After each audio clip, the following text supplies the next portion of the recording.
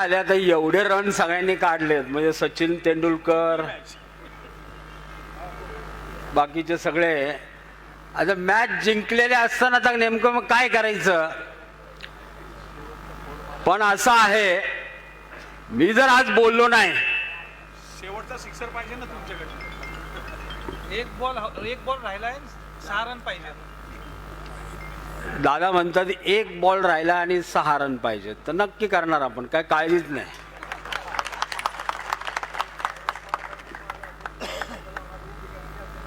मला एक कळत नाही माणसं जगात कशा प्रकारची माणसं आहेत. राजकारणात आम्ही 40 वर्षापासून आहे ताईसाहेब, पण आम्ही एवढं कोलंट्या उड्या कधीच नाही मारल्या. काय काय खोटं बोलतायत एवढं. म्हणजे कालपर्यंत धर्मनिरपेक्षित या मुद्द्यावर ज्या अजितदादांनी तुला महापौर केलं उपमहापौर करायचं होतं तर महापौर केलं.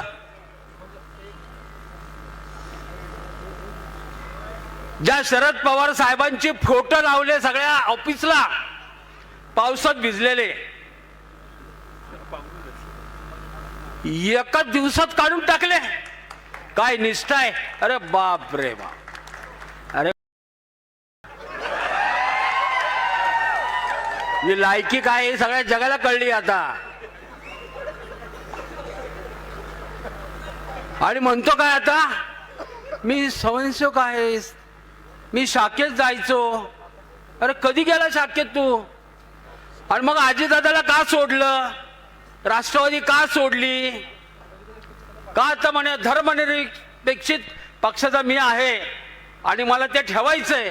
आणि अजितदादा भारतीय जनता पार्टीवर त्यांची युती आहे आणि शरद पवार साहेब त्यांच्याबरोबर चालले. अरे ज्या पवार साहेबांनी अख्खी हयात राजकारणात समाजकारणात घालवली तुझ्यासारखे कोले कुठं नेऊन सोडले कळणार सुद्धा नाही. त्यांच्या नादी लागला तू. आणि मग काय झालं आता ज्या केदारींना तू शिव्या देत होता त्यांच्या पाया पडायला गेला तू. सगळं माहिती आम्हाला. पाया पडला खर्च मी करतो मला घ्या. अरविंद शिंदेना काय म्हणले फक्त मला तिकीट द्या मला पक्षात घ्या. अरे सगळं माहिती आहे. आणि आता इंटरनेटचा जमाना आहे. तुम्ही काय करता कुठं जाता कोणाला भेटता सगळं सगळं कळतंय ना.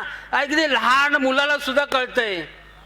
तुमचा जो केविलाना प्रयत्न गेले 8-15 दिवस चालू होता तो सगळ्या जगाने पाहिलाय. अरे एवढी हिंमत होती तर अपक्ष राहायचं होतं ना उभा. का नाही राहिला तू. का काँग्रेसला शिव्या घालत होता कालपर्यंत. ज्या केदारी परिवाराला शिव्या घालत होता आणि काही झालं तरी मी साईलला घेणार नाही ही भूमिका होती तुझी. अरे मग झालं काय झालं काय. हा शक्य आहे ते. गिरमकर म्हणतात साईलचे पैसे पाहिजेत. हो प्रत्येक वेळेस नवीन नवीन माणसांना बरोबर घ्यायचं त्यांना वापरायचे त्यांच्या पैशावर निवडणूक लढवायचे त्यांना फेकून द्यायचं ही तर त्यांची परंपरा आहे. आणि काय तुम्ही लोकांना नावं ठेवता. तर गरीब घरातून असणं म्हणजे काय वाईट आहे का. आणि काय रे तुझ्या बापदादाची जागिरी होती काय गावाच्या जमिनी लुटल्या त्या कुमारला काही ठिकाणी विकल्या अनेक बिल्डरला विकल्या आणि म्हणून मोठा झाला तू. तू खानदानी आहे का. तू आहे साताऱ्याचा मानवडीकर आहे का तू. गेल्या वेळेस थोडक्यात वाचला तू थोडक्यात वाचला तर ठीक आहे. मला एक आपल्या सगळ्यांना विनंती करायची काय त्याचा विषय द्या सोडून. सगळ्यांनी त्याला धुतलंय आता मी काय करू. पण तुम्ही काय म्हणले असते आईला दिलीप कांबळे का नाही बोलला काय मग पुन्हा पंचायत. माझी आपल्या सर्वांना एक विनंती आहे. ज्या काँग्रेसवाल्यांनी माझ्या लाडक्या बहिणींना अहो ते फार मोठी रक्कम नाही ठीक आहे 1,500 रुपये महिन्याला मिळतात पण कुठेतरी मुलाच्या रिक्षाचे पैसे जातात कुठेतरी दूधवाल्याचं बिल जातं कुठेतरी गॅस सिलेंडरचे पैसे जातात. मग हे आमच्या गोरगरीब माझ्या माता भगिनींना त्यांच्या संसारामध्ये थोडासा आपल्या देवाभाऊंकडून सहकार्य.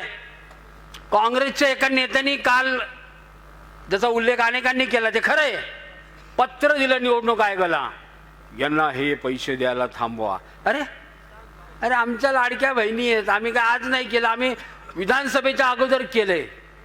आणि या लाडक्या बहिणींना आम्हाला विधानसभेत पुन्हा सत्तेत बसवलं, मग आम्ही कशाला बंद करणार आहे? आम्ही चांगल्या हेतूने केलं, चांगल्या हेतूने केलं आम्ही. आणि मग देवाभाऊच्या या सगळ्या लाडक्या बहिणी महाराष्ट्रातल्या पुणे, मुंबई, नाशिक, अमरावतीकडे सगळं त्या म्हणतात आज पुन्हा भाजपला निवडून देऊ आम्ही.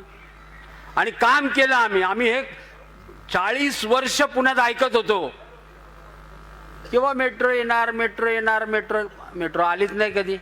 पण ज्यावेळेस 2014 साली या देशात परिवर्तन झालं, राज्यात परिवर्तन झालं, आज प्रत्यक्ष पुण्यात मेट्रो धावतीये. आमचे केंद्रीय मंत्री मुरला अण्णा मोहोळ यांनी सांगितलं की 1000 बसेस आता आम्ही PMPला पुणे महानगरपालिकेला देतोय. आम्ही विकासाची कामं करतोय, ज्याची जंत्री आमच्या दादांनी वाचली की त्यांनी काय काय केलं. तुम्ही काय केलं? तुम्ही लुटायचे धंदे केले, लुटलं तुम्ही. प्रॅक्टिकली गोरगरीब माणसाला लुटलं. कुणी फक्कीवाला, कुणी लिंबूवाला, कुणी काय काय चाललंय काय. हा फक्की आणून टाकायची, मग ते रस्ता करणारे, रोड करणारे, मग द्या पैसे. गोरगरीब माणसांना, गोरगरीब माणसांना अरे आहे ना तुमच्याकडे सगळं, तरी गरिबाच्या खिशातला हात घालताय. काल परवा एकाला सुरू केलं. माझी त्यांना एक प्रश्न आहे, का हो केविनला तिकीट दिलं नाही तुम्ही? बोर्ड लावत होते ना तुम्ही. केविनच्या मिसेसचा, तुमचा, भावाचा, काय चाललंय काय? आणि मग केविनच्या पैशाचं काय झालं? किती सगळा हिशोब आमच्याकडे. जेव्हा तुम्हाला कळलं की आता तुम्ही काही निवडून येत नाही, तर तुम्ही सगळ्यालाच दिले सोडून आणि जाऊन बसले तिकडे केदारींच्या मांडीवर.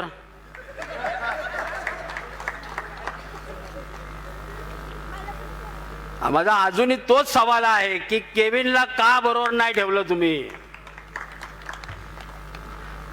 म्हणजे हे खरे प्रत्येक वेळेस नवीन कार्यकर्त्याला पुढे आणायचं, त्याचे सगळं पैसे वापरायचे, सगळं करायचे, त्याला कार्यक्रम घ्यायला लावायचे आणि मग जरा वेळ आली की सोडून द्यायचं.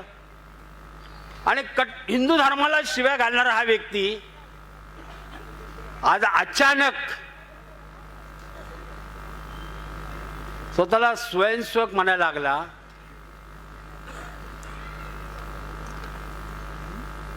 अहो होले आमचाच आहे, भांडला असेल, रागावला असेल, आमचं आम्ही बघू ना, आमचं आम्ही बघू, घरातला विषय आमच्या. तुम्हाला कसं काय पुळका आला एकदम? कालपर्यंत त्याला काही नावं ठेवायची आम्हाला माहिती नाही का? गोरगरीब माणसाला नावं ठेवणं, त्याला शिव्या देणं, त्याला तुच्छ लेखणं ही तुमची प्रवृत्ती आहे. आणि म्हणून विकासाच्या मुद्द्यावर निवडणूक लढवा.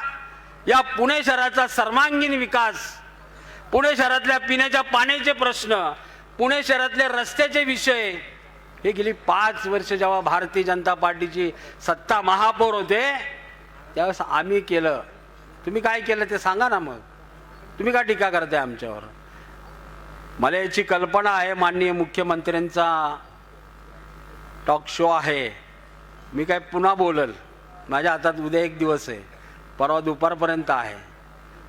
आणि अगदी मोठी सभा नाही झाली तर गल्ली बोळात मी बी आता मेगा माईक घेऊन बोलणार आहे सगळीकडं. आणि हिम्मत असेल तर माझ्या समोर येऊन बोला. मी कोणाला घाबरत नाही. माझे काय 2 नंबरचे धंदे नाही. मी असंच आहे. सकाळी कपडे घातले ते संध्याकाळपर्यंत असतात. काय शिंदे बरोबर ना? मला काही घेणं देणं नाही. मी कोणाला घाबरत नाही, कोणाला काय नाही, काय नाही, काय नाही. एकटा फिरतो. आज एक गाडी एकटा चालवत फिरतो मी. शिवरकर साहेब, मी गाडी चालवत आलो तिथं. आज आशुतोष आहे माझा मित्र, इथं आहे. तो म्हटला भाऊ मी आहे. म्हणलं चल.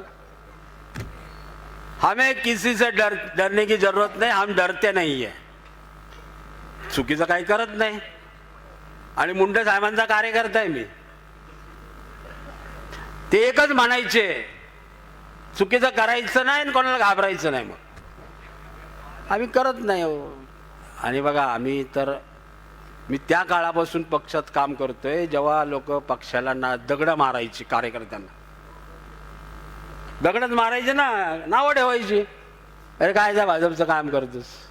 पण ठीक आहे ना, करत गेलो. करत तुमच्यासारख्या माता भगिनी बंधूंचा आशीर्वाद मिळाला. आज देशात पंतप्रधान नरेंद्रजी मोदी आहेत, महाराष्ट्रात देवेंद्र फडणवीस साहेब आहेत. असंख्य कार्यकर्त्यांना आता असं वाटतं की मोदी साहेबच आहेत की ज्या देशाला पुढे घेऊन जातात. आणि खरं आहे, जो सर्वे आलाय जगात 1 नंबरचा नेते आहेत आज मोदी साहेब.